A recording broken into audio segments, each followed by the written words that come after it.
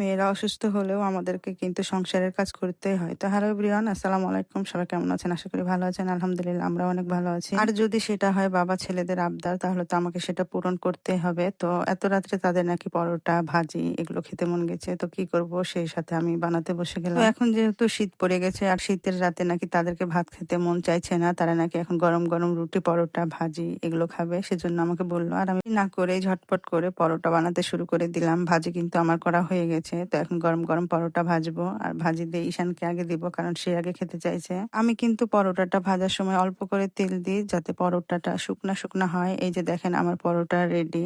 এটা কিন্তু সত্যি কথা, শীতের রাতে কিন্তু ভাত খেতে মোটেও ভালো লাগে না। যদি রুটি পরোটা হয় তাহলে কিন্তু ভালোই লাগে। আর ওইদিকে ঈশান দেখেন পরোটা খাওয়া শুরু করে দিয়েছে। সে কিন্তু ভাজি দিয়ে খাচ্ছে। এটা কিন্তু ফুলকো আলুর ভাজি। বাজারে কিন্তু নতুন আলু উঠে গেছে, তাই নতুন আলু দিয়ে ফুলকো আলু ভাজি করেছি। যাই হোক, তাদেরকে এভাবে খেতে দেখে আমাকেও কিন্তু বেশ ভালোই লাগছে। তো আজকের ভিডিও এই পর্যন্ত। সবাই ভালো থাকবেন, সুস্থ থাকবেন। আল্লাহ হাফেজ।